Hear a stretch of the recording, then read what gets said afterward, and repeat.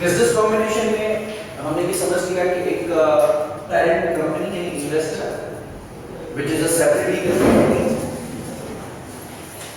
will buy the controlling stake of another company, investing company, जिसको title दिया जाएगा subsidy. Legally दोनों separate है। पेरेंट सब्सिडी की बात नहीं करेगा, पेरेंट सब्सिडी की शेयर्स खरीदेगा फ्रॉम इन्वेस्टर्स या उसके share holders. 5 considerations: cash, deferred, contingent, share exchange या डेट इंस्ट्रूमेंट्स के थ्रू। पेरेंट अपनी individual financial statements investment subsidy show करेगा, लेकिन आईएफआरएस 3 पेरेंट को लाजिम करेगा कि आप कंसोलिडेटेड फाइनेंशियल स्टेटमेंट बनाएं जिसमें पेरेंट की खुद की statement of financial position subsidy की स्टेटमेंट ऑफ फाइनेंशियल पोजीशन के साथ मर्ज हो जाए। पेरेंट की खुद की स्टेटमेंट ऑफ प्रॉफिट और लॉस सब्सिडी की स्टेटमेंट ऑफ प्रॉफिट लॉस के साथ मर्ज हो जाएगी। अब स्टेटमेंट ऑफ फाइनेंशियल पोजीशन कैसे मर्ज की जाएगी उसका एक रिव्यू लेते हैं और एक क्वेश्चन की तरफ मूव करते हैं। स्टेटमेंट ऑफ फाइनेंशियल पोजीशन में हम रिकॉर्ड करते हैं एसेट्स, और एसेट्स में पहले आते हैं non current assets. Non current assets में सरफेस आते हैं property, plant and equipment as per IAS 16 tangible non current assets. जितने भी टेंजिबल नॉन करंट एसेट्स हैं पेरेंट के पास प्लस जितने भी टेंजिबल नॉन करंट एसेट्स हैं सब्सिडी के पास, इन दोनों को हम प्लस कर देंगे। चाहे सब्सिडी को खरीदे हुए 3 महीने हुए हो, 1 महीना हुआ हो, 5 मिनट हुए हो, लेकिन बैलेंस शीट ऐसे जुड़ जाएगी जैसे सदियों से साथ है। अगर पेरेंट के पास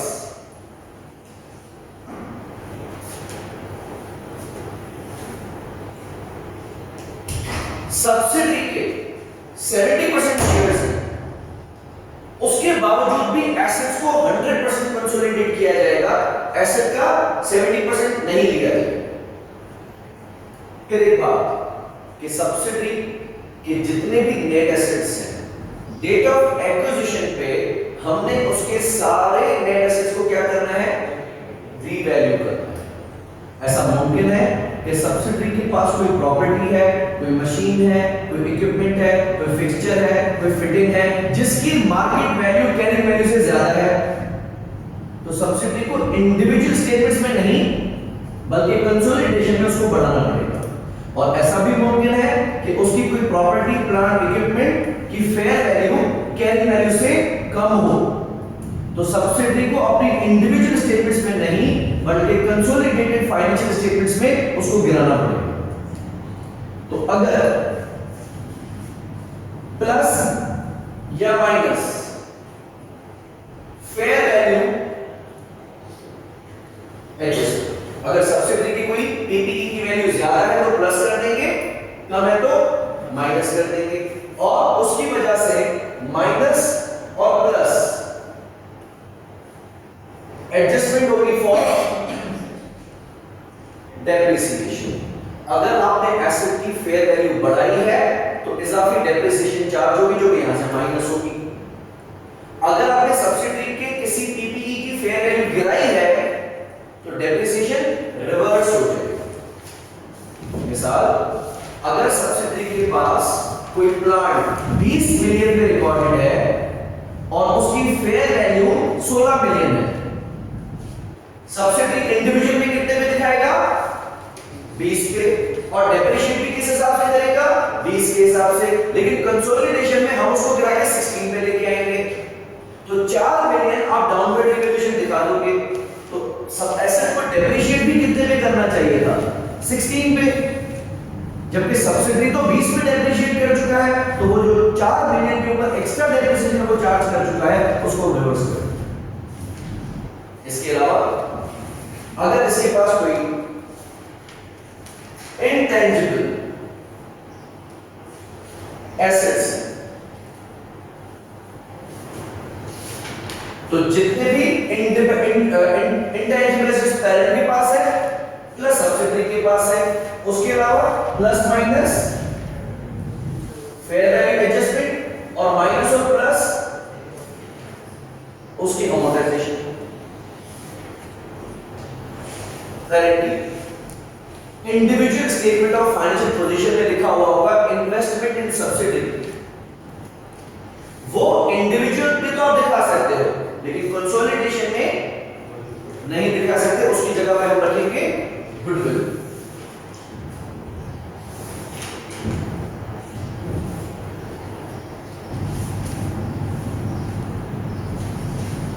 ओके, गुडविल हम कैलकुलेट कर लेंगे। उसके बाद हम दिखाएंगे करंट एसेट्स। करंट एसेट्स में पहला एसेट आता है इन्वेंट्री, पेरेंट की इन्वेंट्री प्लस सब्सिडरी की इन्वेंट्री माइनस अनरियलाइज्ड प्रॉफिट। कि अगर पेरेंट ने सब्सिडरी को या सब्सिडरी ने पेरेंट को कोई गुड्स बेचे हुए हैं और उनमें से जितने गुड्स अनसोल्ड है उसमें जितना प्रॉफिट शामिल है मैं उस प्रॉफिट को रिवर्स करूंगा। तो इंट्रा प्रॉफिट से हमें कोई मुश्किल नहीं है, दिक्कत नहीं है, तकलीफ नहीं है, लेकिन अनरियलाइज्ड प्रॉफिट हम रिवर्स करेंगे। उसके अलावा हम रखेंगे रिसीवेबल्स, पेरेंट के रिसीवेबल्स प्लस सब्सिडरी के रिसीवेबल्स माइनस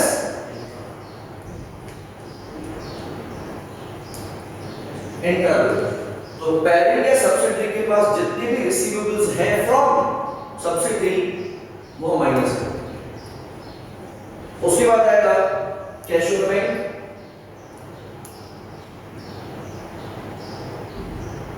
हमारे सिलेबस में इसमें कोई भी एडिशन या कोई भी अमेंडमेंट नहीं होगी, it will just be P plus S। ये बन जाएंगे हमारे टोटल एसेट्स। उसके बाद हम आएंगे इक्विटी पे। इक्विटी का उसूल, पेरेंट की इक्विटी 100% आएगी, सब्सिडरी की सिर्फ और सिर्फ पोस्ट एक्विजिशन का शेयर है। पेरेंट की इक्विटी 100% आएगी, सब्सिडरी की सिर्फ और सिर्फ पोस्ट एक्विजिशन आएगी। हमारी सब्सिडरी बनने से पहले उसका जितना भी शेयर कैपिटल था, प्रीमियम था, रिटेन अर्निंग्स थी, रिवोल्यूशन सरप्लस था, वो हम अपने साथ कंसोलिडेट नहीं करेंगे। तो शेयर कैपिटल आएगा सबसे पहला,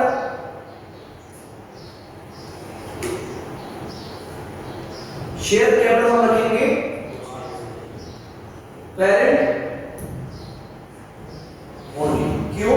क्योंकि सब्सिडरी बनने के बाद शेयर इशू नहीं करेगी, तो जब उसका पोस्ट एक्विजिशन में शेयर कैपिटल है ही नहीं तो हम जोड़ेंगे क्या?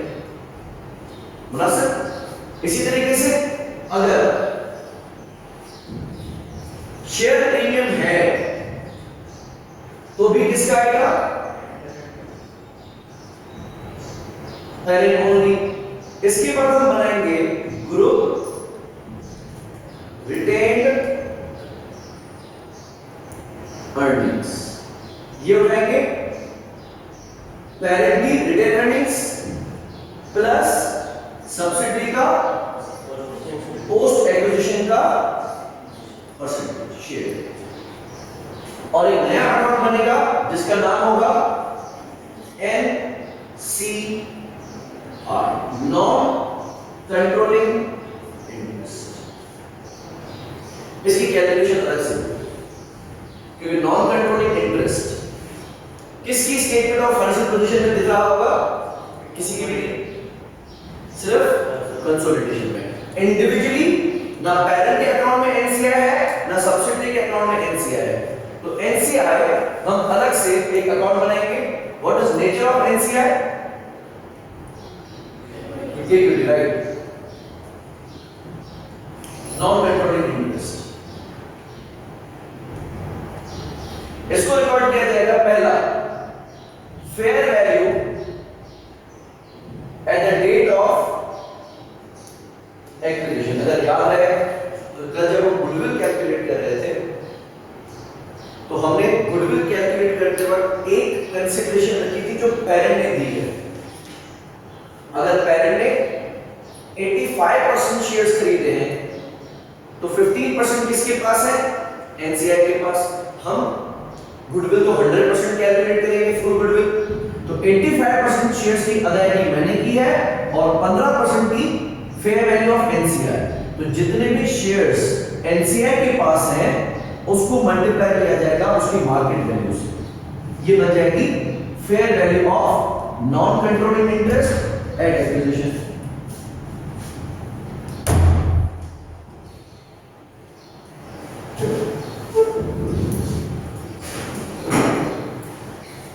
उसके बाद सब्सिडी ने जो कुछ भी कमाया है वो सारा मेरा नहीं है। यस, सब्सिडी ने बेशक पोस्ट एक्विजिशन में भी जो कुछ कमाया है वो सारा मेरा नहीं है, क्योंकि मेरे पास उसके अगर 85% शेयर्स हैं तो उसके प्रॉफिट का 85% मैं लूंगा, आगे 15%। तो हम सब्सिडी के पोस्ट एक्विजिशन का 85% हम लेंगे और सब्सिडी के पोस्ट एक्विजिशन प्रॉफिट का एनसीआई शेयर 15% इनको दे देंगे।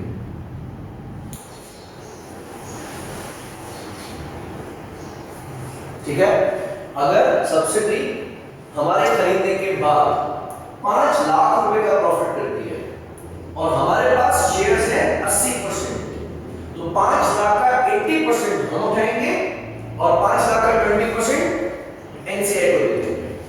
ये बन जाएगा हमारा non controlling interest.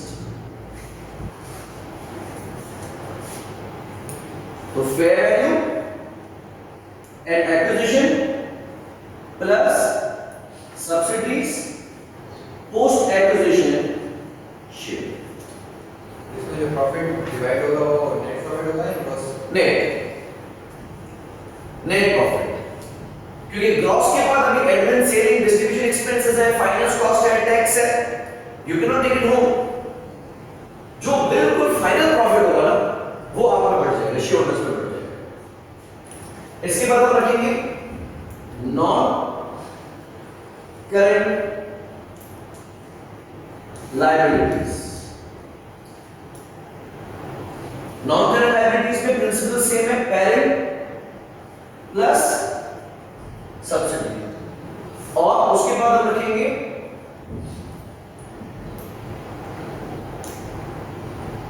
Current liabilities. Current liabilities में मिसाल के तौर पे आ जाता है ट्रेड पेएबल्स, तो हम उठाएंगे पेरेंट के पेएबल्स, सब्सिडी के पेएबल्स माइनस इनकम। जो हमने वहां रिसीवेबल से माइनस किए थे यहां पेएबल से माइनस करेंगे। ये हमारा बन जाएगा सम ऑफ इक्विटी एंड लायबिलिटीज और ये सम ऑफ एसेट्स, दोनों साइड्स बैलेंस होनी चाहिए।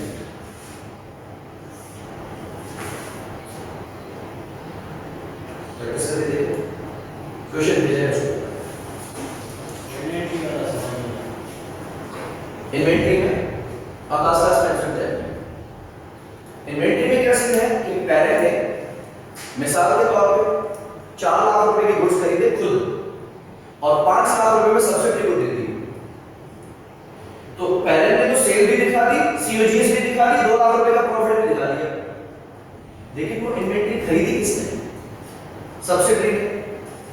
तो सब्सिडी ने अपने पास 5 लाख रुपए की परचेसेस दिखा दी या 5 लाख रुपए की इन्वेंटरी दिखा दी। इंडिविजुअल में पेरेंट के लिए जायज है कि वो सब्सिडी को गुड्स बेच के प्रॉफिट कमाए, लेकिन जब हम कंसोलिडेशन करेंगे तो पेरेंट ने ये प्रॉफिट किससे कमाया है? सब्सिडी कौन है?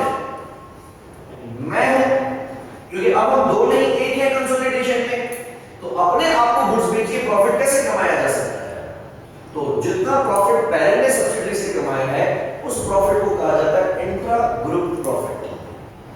अगर सब्सिडरी के पास 100% गुड्स अभी भी पड़े हुए हैं तो लाख के लाख का प्रॉफिट अनरियलाइज्ड है, लेकिन अगर सब्सिडरी ने इसमें से 80% गुड्स आगे बेच दी तो बाकी कितना पड़ा हुआ है 20%।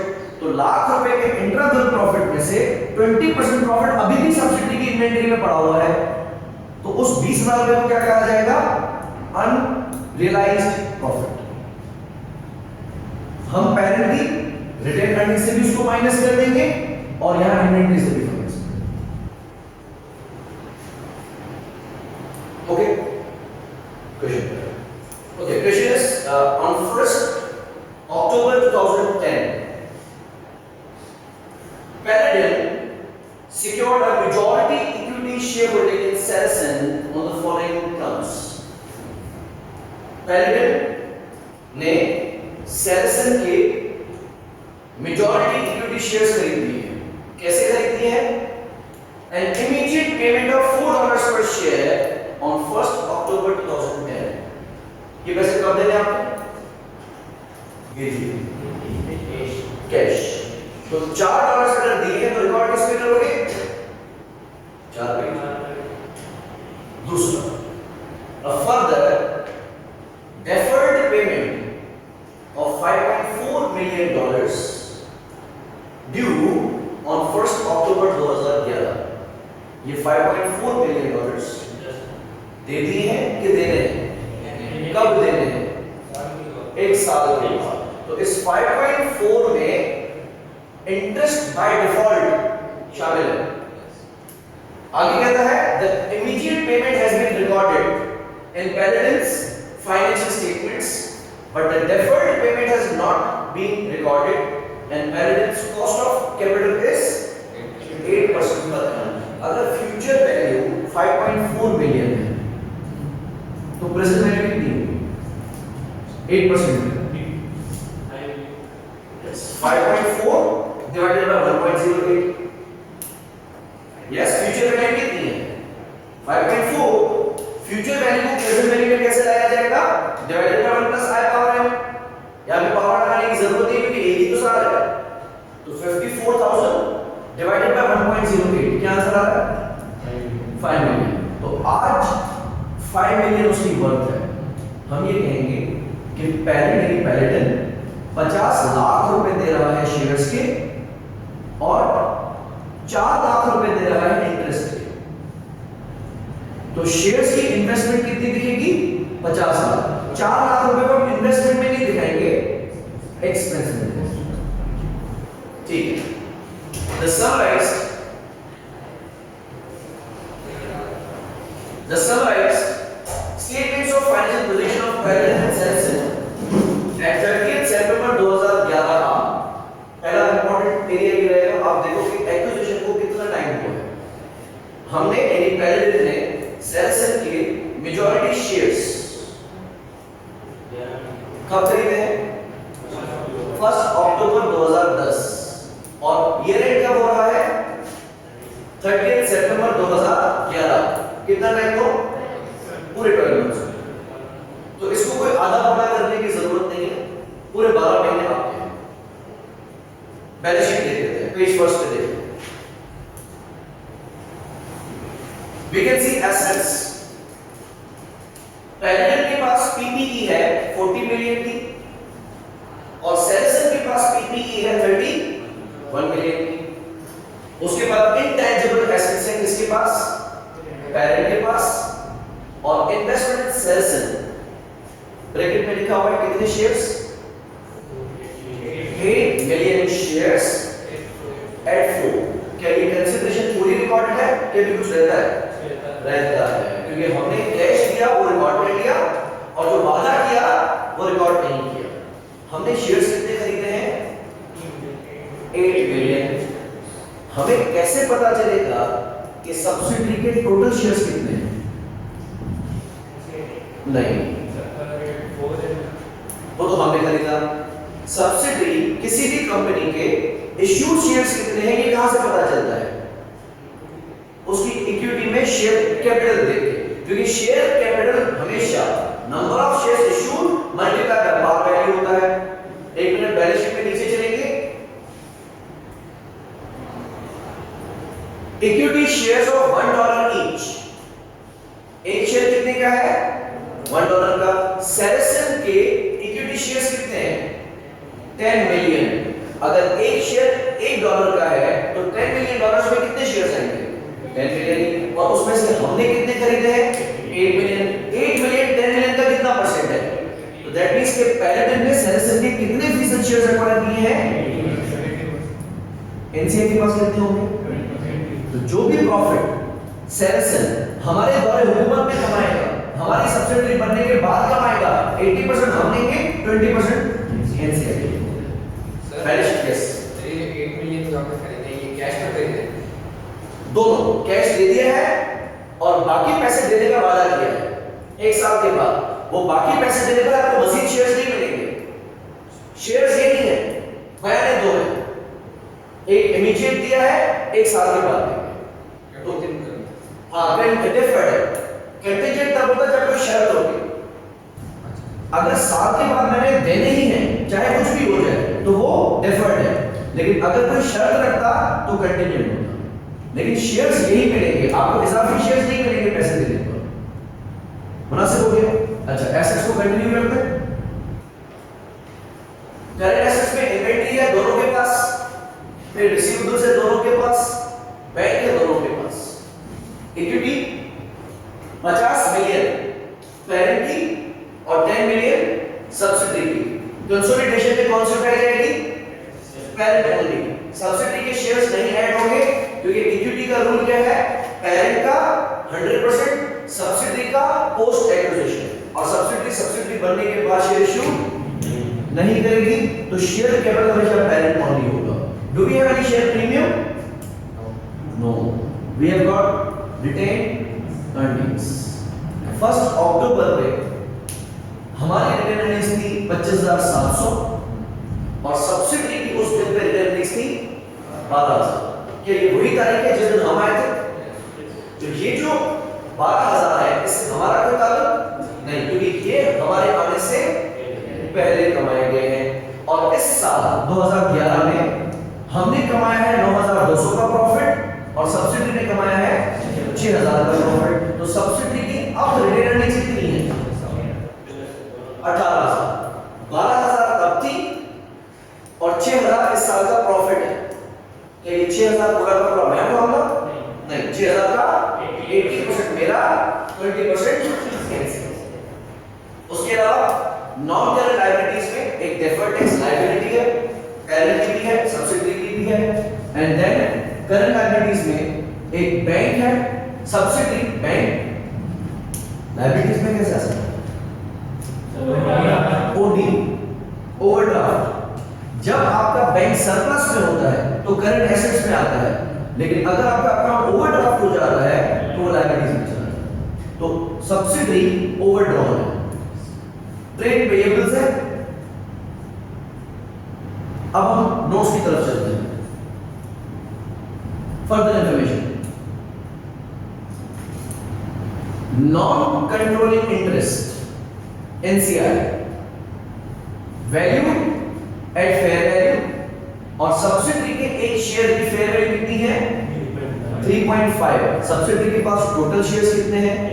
10 में से एनसीआई के पास कितने हैं? 20% यानी 2 मिलियन। और सब्सिडी के हर शेयर की कीमत उस दिन पे क्या थी? 3.5 मार्केट वैल्यू, पार वैल्यू नहीं। तो अगर एक शेयर 3.5 रुपए का है तो 20 लाख शेयर कितने के होंगे? 7 मिलियन के। What is 7 million? It is the fair value of non-controlling interest. ठीक है, हमने बेशक 3.5 रुपए से ज्यादा पैसे दिए, वो हमारा है, 4 रुपए कैश में दिए हैं और मजीद वादा किया है, तो आपने ऊपर से जितना भी अमाउंट दिया वो गुडविल दी है। मुनासिब? 3.5 सिर्फ एनसीआई के लिए इस्तेमाल होगा। हाँ, आप 3.5 पे नहीं जानेंगे क्योंकि आपने 4 रुपए कैश दिया है और 5 मिलियन मजीद वादा किया है, तो आप गुडविल पूरे अमाउंट में कैलकुलेट करोगे जो आपने दिया है। नहीं, उसकी fair value of net assets है। हम देखेंगे सब्सिडरी के एसेट्स की वैल्यू कितनी है और आपने उसको कितने में बताया है। The excess of consideration over the fair value of net assets, par value नहीं, शेयर प्राइस नहीं, fair value of net assets. आगे कहता है fair value adjustments. Date of acquisition पे सेरेसन के पास एक प्लांट था जिसकी फेयर वैल्यू कैरी वैल्यू से 4 मिलियन ज्यादा थी। तो सेरेसन ने उसको कैरी वैल्यू पे रिकॉर्ड किया होगा कि फेयर वैल्यू पे? कैरी वैल्यू पे। हम किस पे रिकॉर्ड करेंगे? फेयर वैल्यू पे। और उसकी रिमेनिंग लाइफ कितनी थी? 4 इयर्स। तो सब्सिडी ने उसको डेप्रिशिएट कर दिया होगा कैरी वैल्यू पे कि फेयर वैल्यू पे? कैरी वैल्यू पे। हमें किस पे डेप्रिशिएट करना चाहिए? फेयर वैल्यू पे। तो उसकी इजाफी डेप्रिसिएशन चार्ज। इसी तरीके से उसके पास एक इंटेंजिबल एसेट है जिसका नाम है कस्टमर रिलेशनशिप्स। IAS 38 इस इंटेंजिबल एसेट को रिकॉर्ड करने की इजाजत नहीं देता है, लेकिन जब IFRS 3 बोलेगा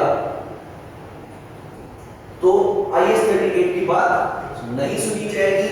हम इस इंटेंजिबल एसेट को भी रिकॉर्ड करेंगे क्योंकि कंसोलिडेशन में सिर्फ IFRS 3 की बात चलेगी और डेट ऑफ एक्विजिशन पे आपने तमाम नेट एसेट्स को रिवैल्यू करना है, चाहे इन्वेंटरी हो उसको भी रिवैल्यू करना है, भले IAS 2 इजाजत दे ना दे।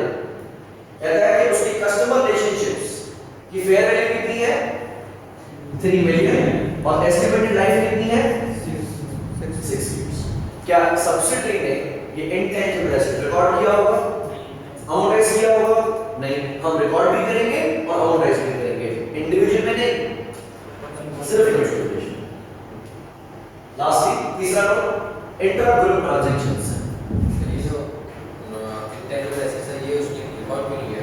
क्योंकि इंटरनली जनरेटेड इंटेंजिबल एसेट है कस्टमर रिलेशनशिप्स, तो IAS 38 उसको रिकॉर्ड करने की इजाजत नहीं दे रहा। इंडिविजुअल में वो आज के बाद भी रिकॉर्ड नहीं कर सकता। जब 2011, 2012, 2013 की स्टेटमेंट ऑफ फाइनेंशियल पोजीशन की सेरेसन बनाएगा, ये उसमें तभी नहीं आएगा, सिर्फ कहां पे आएगा? कंसोलिडेशन में, IFRS 3। उसके अलावा सेरेसन की इन्वेंटरी में 2.6 मिलियन के गुड्स शामिल हैं, वो जो कि पैलेडिन से खरीदे गए हैं और पैलेडिन ने इस पे कितना प्रॉफिट कमाया है? 30% मार्कअप। और 2.6 मिलियन कॉस्ट है कि प्राइस है? कॉस्ट फॉर सेरेसन मींस प्राइस फॉर पैलेडिन। पैलेडिन जितने में बेचेगा सब्सिडी उतने में खरीदेगा। सब्सिडी के लिए तो कॉस्ट है लेकिन पैरेंट के लिए प्राइस है। तो क्या प्राइस पे मार्कअप रख सकता है? नहीं। इस मार्कअप को कन्वर्ट करना पड़ेगा इनटू मार्जिन और इसमें देखेंगे कि कितना profit, unrealised profit.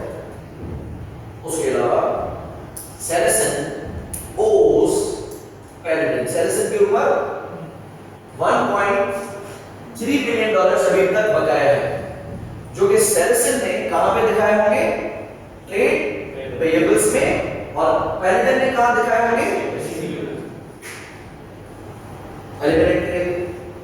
Prepare the consolidated statement of financial position for गोल मिला, वर्किंग्स कर लेते हैं। पहला केस में समझ में आया कि पैलेडिन ने कितने फीसद शेयर्स खरीदे हैं? 80% शेयर्स खरीदे हैं सेरेसन। तो बाकी 20% कौन है?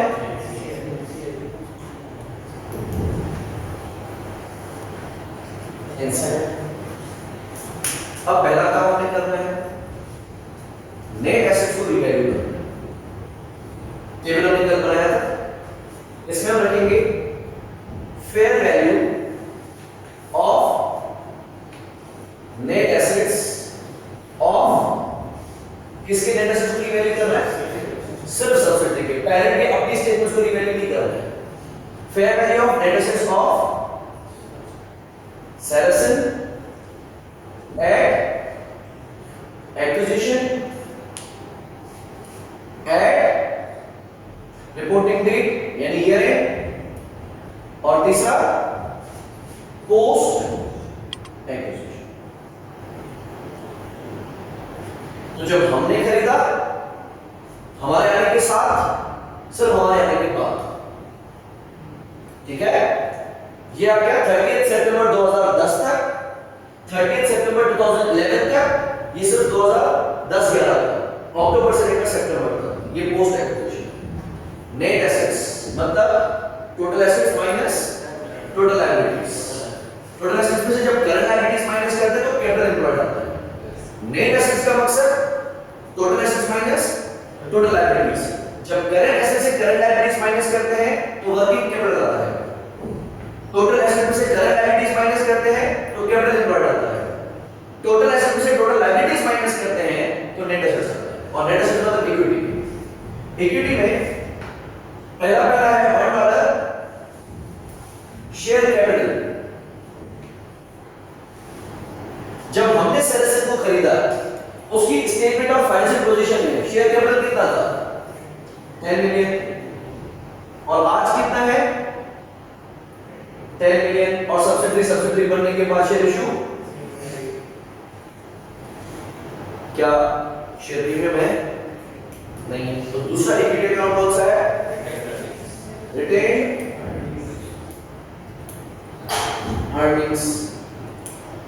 जब हमने सब्सिडी को खरीदा था 1 अक्टूबर 2010, तब उसकी रिटेन अर्निंग्स कितनी जमा थी? 12,000। और आज उसकी कितनी रिटेन अर्निंग्स जमा है? 18,000। याद है, ये भी एज एट है, ये भी एज एट है, तो ये इसको शामिल करने के बाद आएगा। 18 माइनस 12 6,000 पोस्ट एक्विजिशन जो हमारे आने के बाद।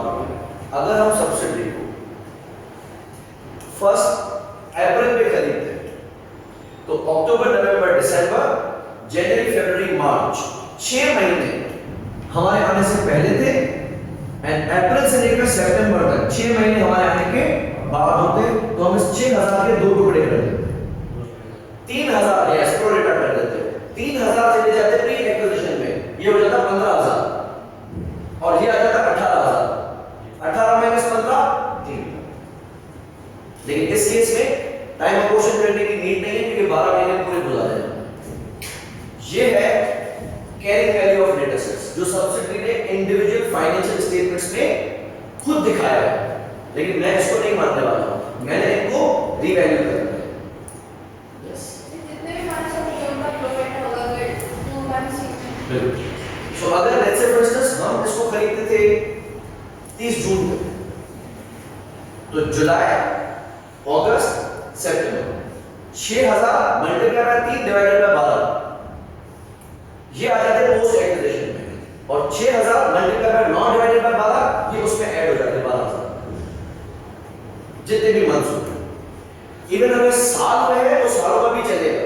अगर 2-3 साल पहले पुरानी सब्सिडी है तो भी इसी तरीके से बनेगा। ये 1 साल का नहीं है, जब से पोस्ट एक्विजिशन है। ये 20 साल का भी हो सकता है और ये 15 दिन का भी हो सकता है। मुनासिब हो गया ऐसा। ये 22 मिलियन के नेट एसेट को सब्सिडी ने खुद दिखाया है, राइट। अब हमने इसको करना है रीवैल्यू। तो पता ये चला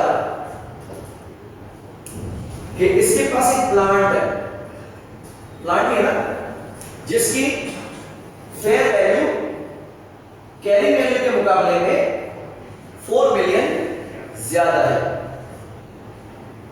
और ये हमें कब पता चला? Date of acquisition. I repeat, आपने ईयर एंड पे सब्सिडी को रीवैल्यू नहीं करना है। सब्सिडी को रीवैल्यू करना है only at the date of acquisition. तो सब्सिडी के प्लांट की फेयर वैल्यू 4 मिलियन ज्यादा थी। इसमें भी ऐड कर दिया, इसमें भी ऐड कर दिया क्योंकि ये कैरी फॉरवर्ड होता है। तो मेरे आने के बाद प्लांट की वैल्यू में इजाफा नहीं हुआ, सही। अगर प्लांट की कैरिंग वैल्यू 16 मिलियन थी तो फेयर वैल्यू कितनी होगी? 20 मिलियन। सब्सिडी ने प्लांट को डेप्रिशिएट 16 मिलियन के हिसाब से किया होगा कि 20 मिलियन के हिसाब से? 16 के हिसाब से। करना किस हिसाब से चाहिए था? तो बाकी 4 मिलियन की डेप्रिसिएशन मैं चार्ज कर लूंगा। इसको हम कहेंगे excess depreciation. Life of plant कितनी है? 4 divide by 4, 1 million per annum. और हमें सब्सिडी खरीदे हुए कितना टाइम हुआ है? 12 महीने, तो पूरा 1 मिलियन होगा। अगर 6 महीने होते तो आधा कर देते इसको। अभी हम पूरे साल की डेप्रिसिएशन चार्ज कर रहे हैं।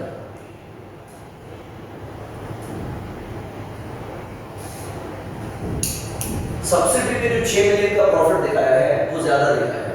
अगर डेप्रिशिएट सही से करता तो 5 का होता, लेकिन क्योंकि सब्सिडी ने रिवैल्यूएशन को नहीं माना तो उसकी डेप्रिसिएशन को भी नहीं माना, हमने अपर मान ली। मुनासिब हो गया। और कोई चीज की वैल्यू ऊपर नीचे है? Yes, intangible asset. जिस दिन हमने सब्सिडी को खरीदा उसके पास एक कस्टमर रिलेशनशिप का इंटेंजिबल एसेट था जिसकी वैल्यू कितनी है? 3 मिलियन। और सब्सिडी ने कितने में दिखाया है? दिखाया ही नहीं है। छोड़ दे? नहीं, कंसोलिडेशन में दिखाएंगे। कितने पे? 3 मिलियन एक्विजिशन पे, 3 मिलियन ईयर एंड पे, और ये मेरे आने के बाद नहीं आया है, ये पुराना है। क्या सब्सिडी ने इसको अमोर्टाइज किया हो? नहीं, तो हम इसको क्या करेंगे? अमोर्टाइज करेंगे। लाइफ कितनी है? 3000 डिवाइड बाय 6, 0.5 पर एनम। और हमें कितना टाइम हुआ है? पूरा एनम। तो हमें पूरे 500 चार्ज करना।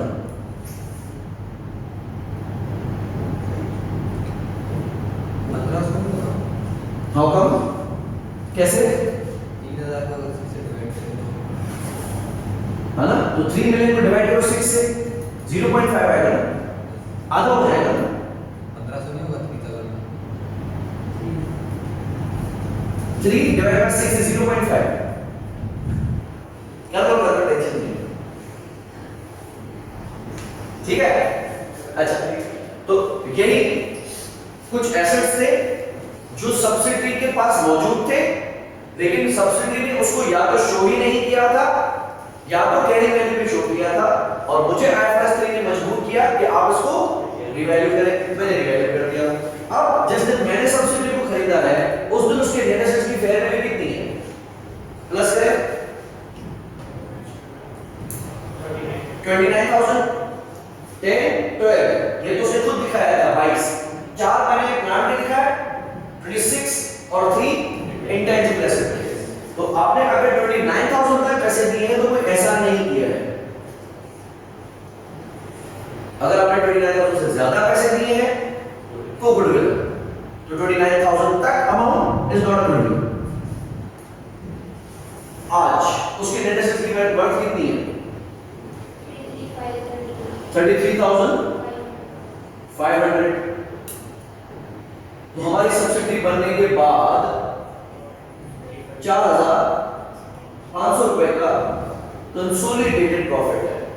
अब एनसीआई को 4,500 का 20% दूंगा और मैं भी 4,500 का 80% दूंगा। इजी सी। अच्छा, नेक्स्ट हम कैलकुलेट कर लेते हैं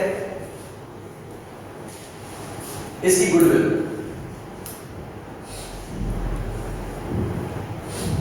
पहले हम एंट्री पास कर देते हैं ओमिशन की।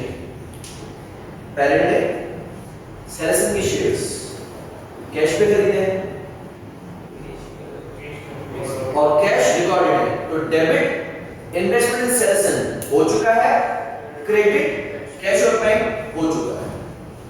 उसके अलावा अनरिकॉर्डेड क्या है?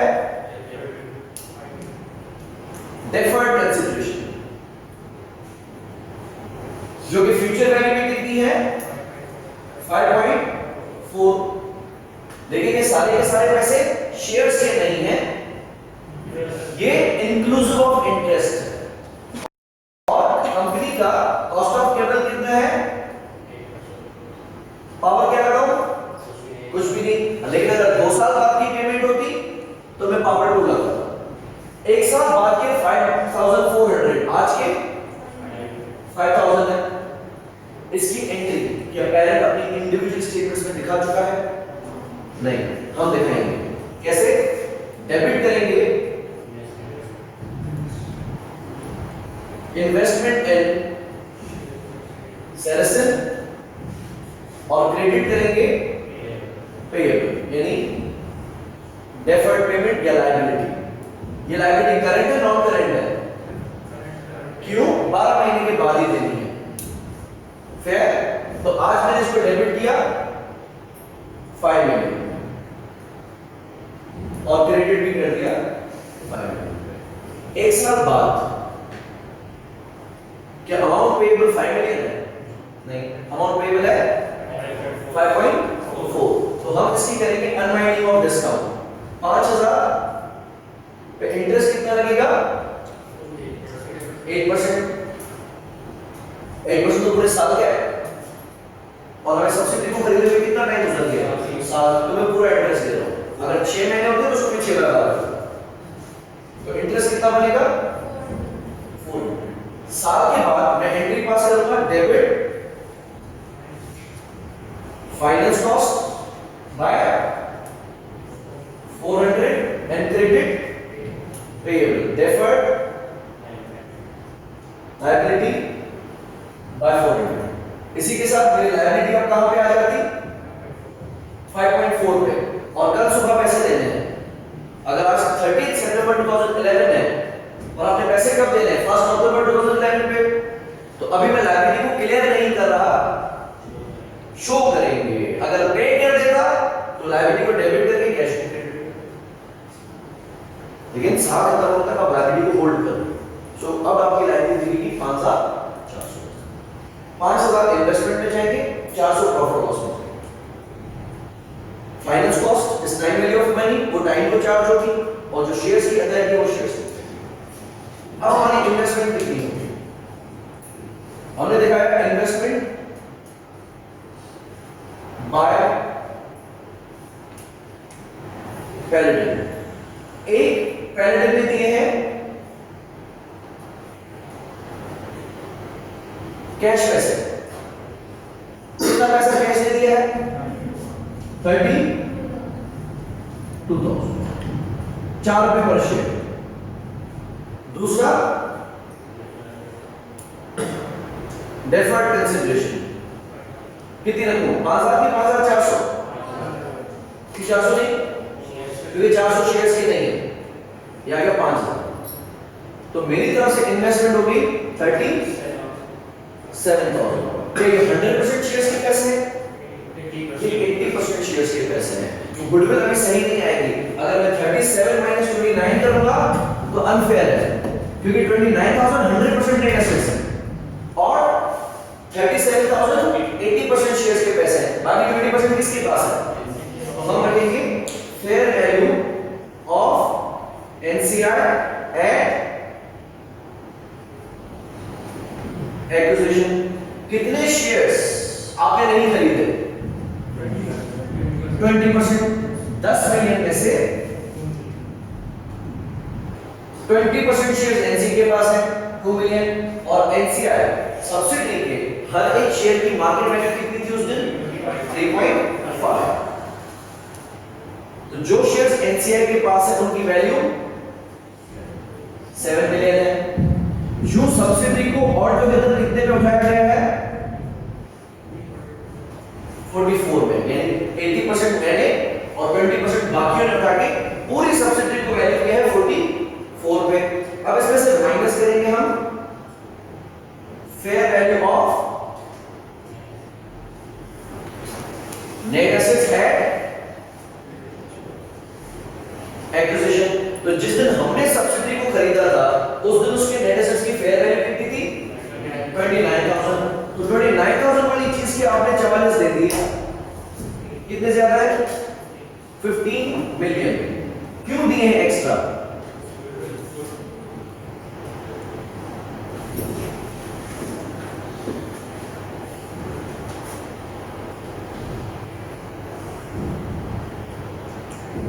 समझ में आएगा? You not be required to complete this question. आपको सिर्फ बेसिक फिगर पूछेगा, गुडविल बताओ, fair value of net assets बताओ, पोस्ट एक्विजिशन कितना आएगा, एनसीआई की वैल्यू कितनी आएगी। लेकिन हमारा क्वेश्चन अगर 100% फैक्टर्स होगा तो बीच में से कोई भी फिगर उठा लेते हैं। अच्छा, इसके बाद हम कैलकुलेट करते हैं नॉन कंट्रोलिंग इंटरेस्ट, जो हमने अभी थोड़ी देर पहले देखा था। What is nature of NCI? Equity. तो इक्विटी को पहले हमने किस पे दिखाना है? Fair value at the date of acquisition.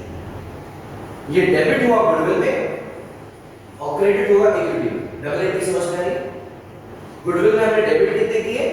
7000 और क्रेडिट कर दिए इक्विटी में कितने? सेम 7000।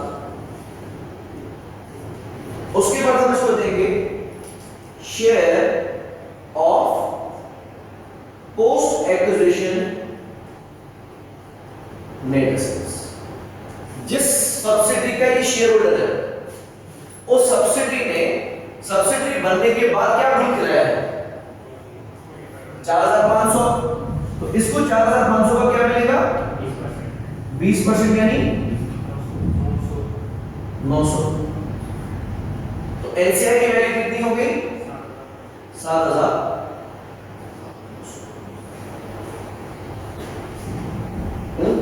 मेरा भी खाता बना, तो पेरेंट को भी तो कुछ मिलेगा ना।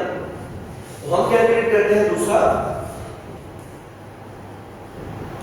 Group retained earnings।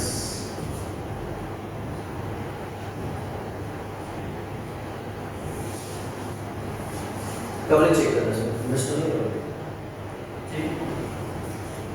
अब ग्रुप रिटेन अर्निंग्स में पेरेंट की टोटल, क्योंकि रिटेन अर्निंग्स की नेचर क्या है? इक्विटी। इक्विटी का उसूल क्या है कि पेरेंट ने खुद की इक्विटी 100% आएगी, सब्सिडी के पोस्ट एक्विजिशन का शेयर आएगा। तो हमने डाल दिया parents as reported. Balance sheet में देखेंगे पेरेंट की साल के आखिर में रिटेन अर्निंग्स कितनी है?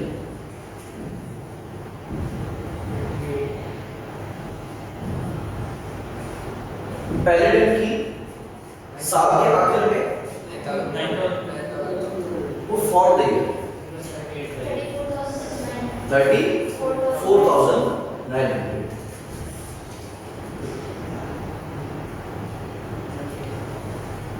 प्लस, क्योंकि 9,200 सिर्फ इस साल का प्रॉफिट है।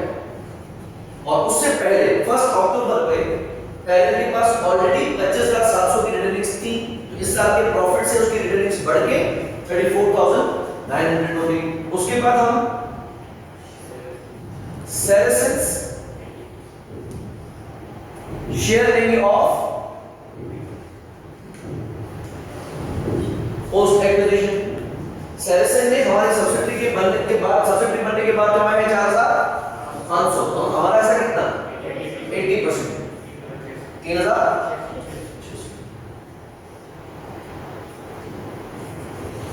ये बन गई हमारी रिटेन अर्निंग्स। लेकिन अगर कोई ओमिशंस है तो उसको ठीक करना पड़ेगा। तो एक प्रॉब्लम ये हुआ था कि पेरेंट ने अपनी डेफर्ड कंसिडरेशन को रिकॉर्ड ही नहीं किया हुआ।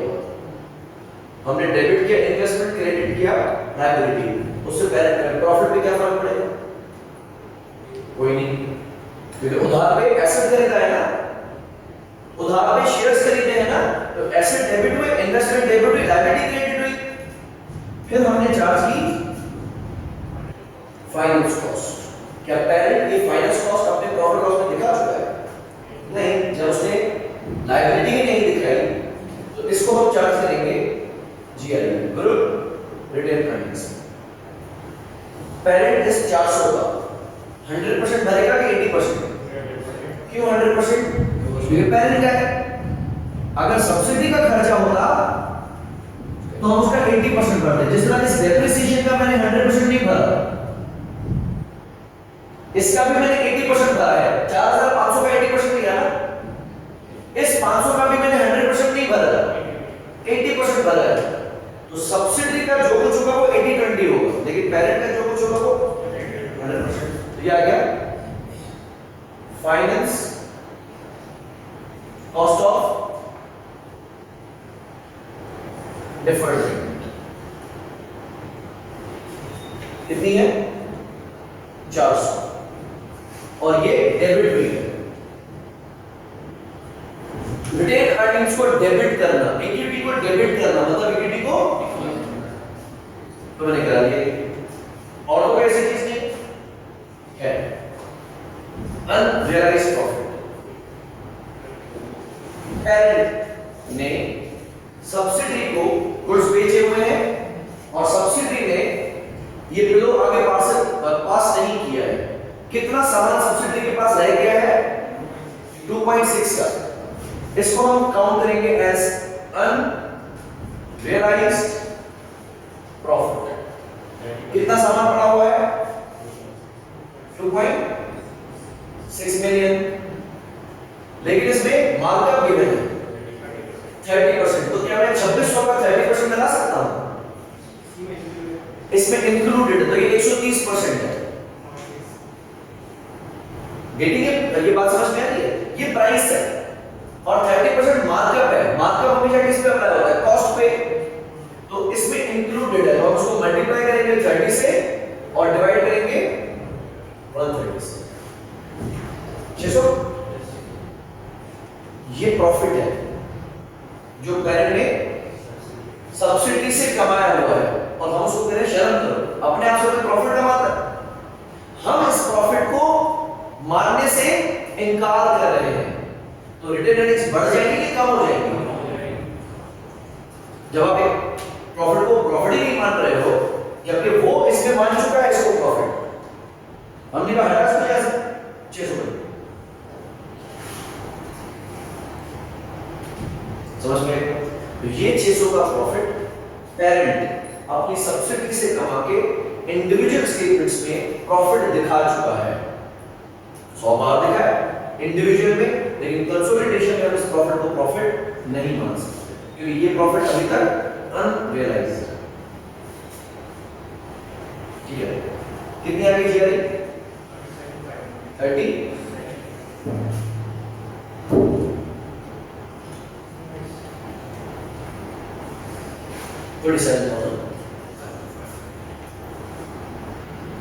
We are done with the routines.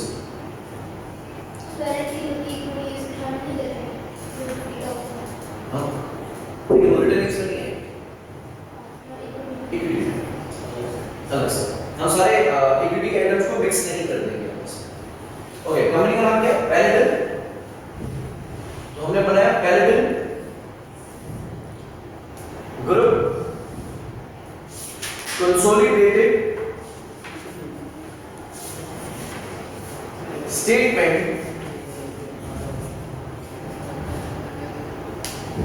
Of financial position. कब की बनानी है? As eight 30th September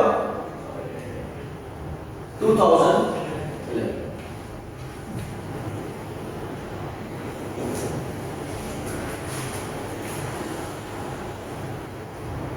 okay, सबसे पहले क्या रखेंगे? एसेट्स, और एसेट्स में non current assets. Non current assets में पहले हम रख रहे हैं property, plant and equipment. Balance sheet में देखिए, पेरेंट के पास खुद कितनी पीपीई है? 40,000 प्लस सब्सिडी के पास 31,000 अभी तक 31,000 लिया अभी, प्लस हमने सब्सिडी को कहा कि अपने प्लांट को रिवैल्यू करो, तो उसकी मार्केट वैल्यू कितनी ज्यादा थी? 4,000। ये 4,000 हमने इसमें ऐड कर दिए, माइनस इसकी वजह से डेप्रिसिएशन कितनी चार्ज हुई? 1,000, वो भी यहां से माइनस कर दिया। 74, ये हो गया 71, 74,000 कंसोलिडेटेड पीपीई है। एमसीक्यूज या एमटीक्यूज में ऐसे तरीके से पूछेगा कि कंसोलिडेटेड पीपीई कितनी आएगी। तो आपने पेरेंट का पीपीई प्लस सब्सिडी का पीपीई भले 80% हो आप 100% देंगे, भले 6 महीने हो आप 100% देंगे, plus fair value of PPE, adjustment of subsidy minus depreciation of 3 4 6 महीने या 12 महीने जितना भी टाइम गुजर चुका है। उसके बाद दूसरा एसेट हमारे पास मौजूद है इंटेंजिबल एसेट्स। पेरेंट के पास ऑलरेडी इंटेंजिबल एसेट्स है 7000, सब्सिडी गरीब है लेकिन गरीब है नहीं, उसके पास एक इंटेंजिबल एसेट है, उसने दिखाया नहीं, हमने जब उसको इवैल्यूएट किया उसकी फेयर वैल्यू कितनी थी 3000, वो हमने इस पे प्लस कर दिया और minus amortisation of intangible asset 10000 के इंटेंजिबल एसेट्स आ गए। उसके बाद दिख रहा है इन्वेस्टमेंट सेलेक्शन, लिखो नहीं, हम अब सब्सिडी में इन्वेस्टमेंट को इन्वेस्टमेंट करके नहीं दिखाएंगे क्योंकि हमारा ही हिस्सा है, और इसकी जगह पे एक नया एसेट आ जाएगा that is goodwill. And goodwill हमने अपनी वर्किंग्स में कैलकुलेट की, जो कि हमने कैलकुलेट की है 50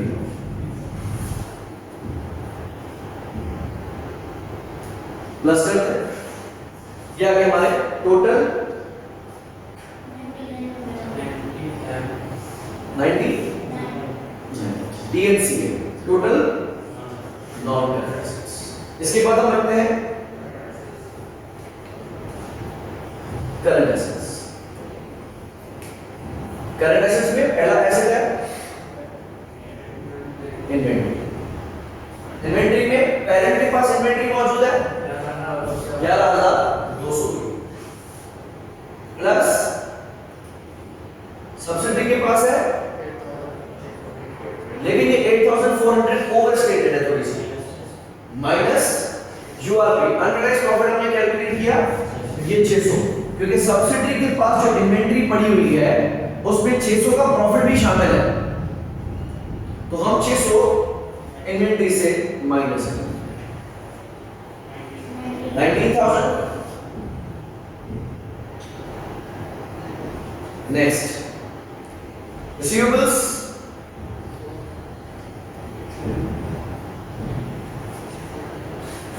पेरेंट के पास रिसीवेबल्स हैं 7,400 के और सब्सिडी के पास है 5,300, और नोट में बताया हुआ था कि 1300 इनका आपस का बैलेंस है 1300, तो वो 1300 यहां से हमने हटा दिया क्योंकि पेरेंट के लिए रिसीवेबल है और सब्सिडी के लिए पेएबल है, तो हम अपने आप को रिसीवेबल पेएबल नहीं मान सकते। कितना बनेगा सॉरी 11,000। उसके बाद कैश एंड बैंक, पेरेंट के पास कैश एंड बैंक है 3,400 प्लस सब्सिडी के पास है नहीं, सब्सिडी ओडी में है लेकिन यहां पे ऑफसेटिंग रूल अलाउ नहीं है, कंसोलिडेशन में ये ऑफसेटिंग रूल अलाउ नहीं है कि उसके ओडी को सरप्लस से माइनस करके बाकी दिखा दो, नहीं, अलग अलग दिखाएंगे। ओवरड्राफ्ट में देखेगा, एसेट में देखेंगे, तो यहां हम क्या दिखाएंगे सिंपली 3,000 करंट एसेट्स को प्लस करेंगे,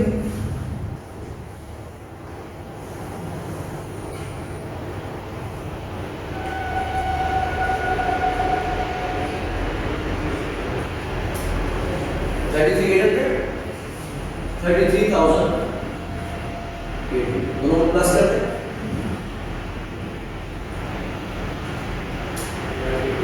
132,000 ये हमारा आ गया टोटल।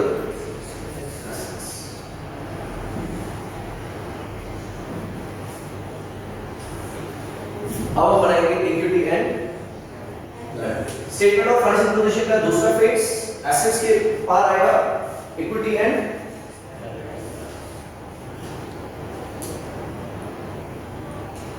लायबिलिटीज।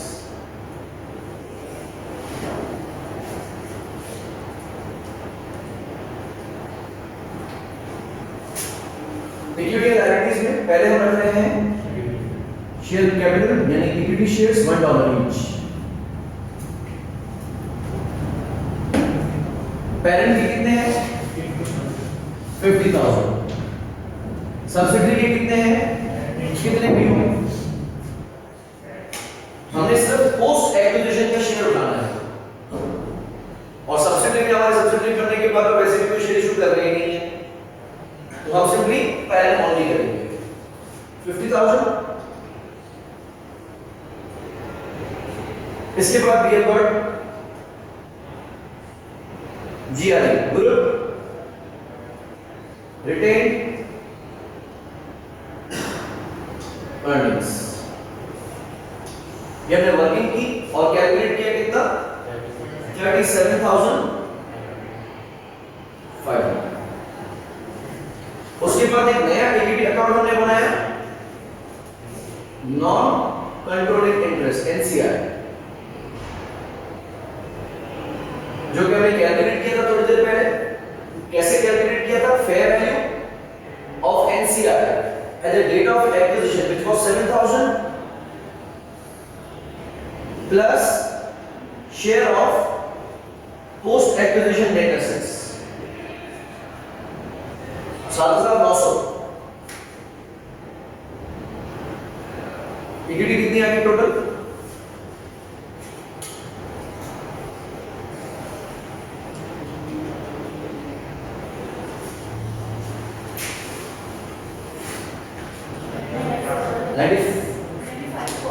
95,000। इसके बाद हम रख रहे हैं non current liabilities. Non current liabilities में सिर्फ एक ही लायबिलिटी है that is deferred tax liability. Parent की कितनी है 15,000 सही और सब्सिडी की 8,000।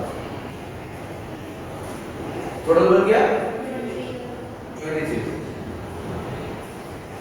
उसके बाद हम आ गए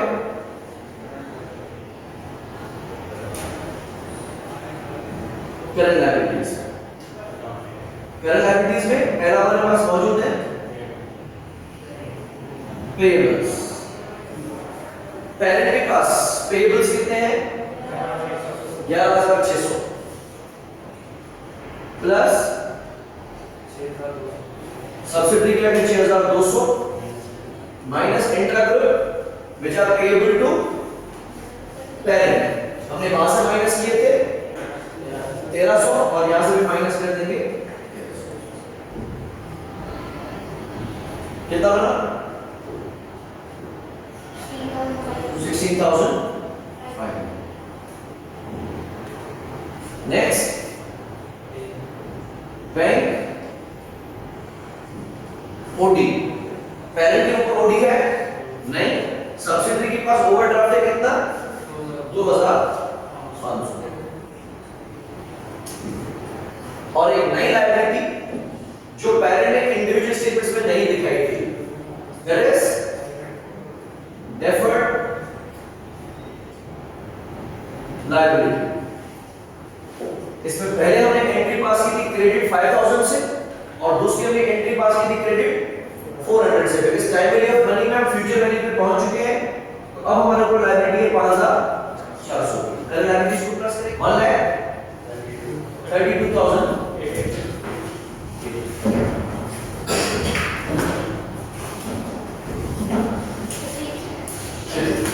नेक्स्ट